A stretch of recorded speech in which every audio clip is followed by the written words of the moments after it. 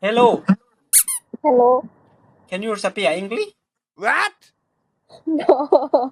Why would I? ว่าบ่ได้อ้ายคนเวียดนาม Oh, I ละคนลาว อ่าอ้ายกำลังเรียนภาษาลาวอ้ายมาอยู่ลาวโดยอยู่แข่งได้อ้ายมาอยู่แขวงภาคเหนืออุดมไสสงสัยมาเฮ็ดหยังมาเฮ็ดเวียกอะอ้ายมาซอกเมียคนลาวอ้าย ได้แล้วบ่ยังกำลังซอกอยู่น้องมีแฟนแล้วบ่บ่น้องยังบ่มี เจ้าอยากมาเวียดนามอ้ายบ่ฮะ เจ้าอยากไปเวียดนามอ้ายบ่ What? ไปเฮ็ดหยังเอาก็ไปเป็นไปเป็นสะใภ้เวียดนาม Okay. ได้ว่ะ ได้เจ้าอยู่แขวงใดล่ะเจ้า ไปอยู่แข่งเสียงขวาง เอาเสียงควางว่ะเอาเสียงควางติดเวียดนามเลย แม่นติดกับเวียดนาม โอ้ยสาวเสียงควางงามYes. เคยมาบ่เสียงขวาง บ่เคยน้องเคยมาเวียดนามบ่น้องก็บ่เคย โอ้ยอ้ายสอนภาษาเวียดนามให้น้องเด้อ What? โดยเอ็งเอียวเอม แองเอียวแอม น้องต้องว่าเอมเอียวเอ็ง แอมเอียวแอง โดยโอเคสอยกว่าแปลว่าหยัง แปลว่าสบายดีบ่แปลว่าค่อยฮักเจ้า Yes.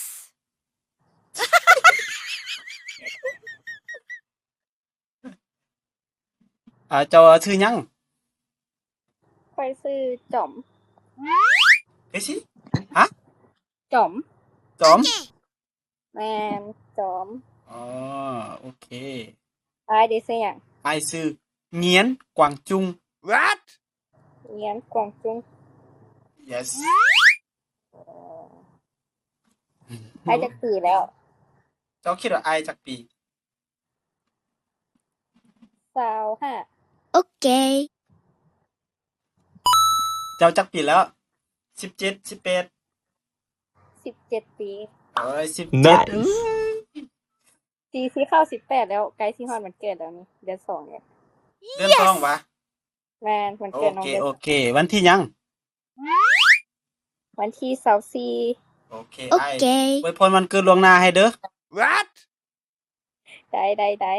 Happy birthday to you Happy birthday to you Happy birthday to you ขอบใจเด้อ โอเค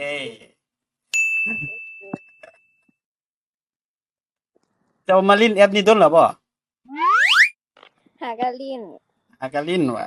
โอ้ย บ่มีหมู่ลมก็เลยโหลดมาลิ้น เป็นไปได้บ่น่าฮักปานนี้ บ่มีแท้ แท้วะ แม่น เอ้ยน่าฮักปานนี้คือบ่มีหมู่จังได๋ล่ะ เฮาเว้าแท้บ่มีหมู่ โอเค เจ้ามาฝึกภาษาในนี้บ่ บ่ บ่ว่า บ่ลมซื่อๆเรียนลิ้น โอเค จะได้มาฝึกภาษาบ่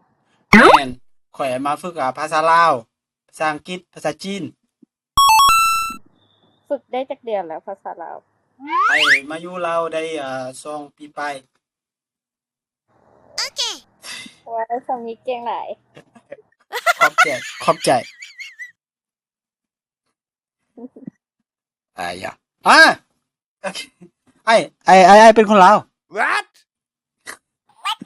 ไอ้อัดคลิปอยู่ไอ้เอาไปลง TikTok ได้บ่ เสียไปลง TikTok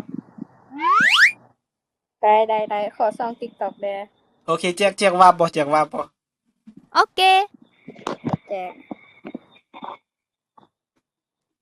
บ่จื้อชื่อ TikTok นะขอชื่อ TikTok อ้ายได้บ่ โอ